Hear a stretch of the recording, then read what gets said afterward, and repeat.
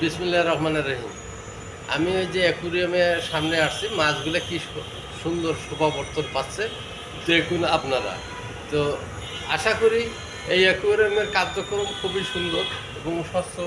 এই জিনিসগুলো সাজানো হয়েছে কাঠের মাধ্যমে এবং পাম্প দিয়ে অক্সিজেন তৈরি করে ফলো করা হয় এই মাছের, যাতে সবসময় অক্সিজেন পায় ভালো মন্দ।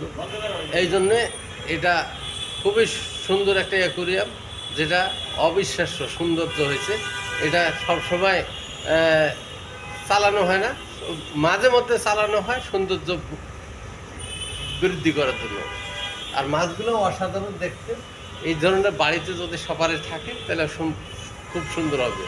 আর এই প্রজেক্টটা অ্যাকুরিয়াম থেকে আমি 10 ফিট বাই 10 ফিটের একটা করে চৌবাচ্চা করার পর এই 3 থেকে 4টা চৌবাচ্চা করলে আপনার বাড়িতে মৎস্য চাষ করতে পারবেন। আসসালামু আলাইকুম।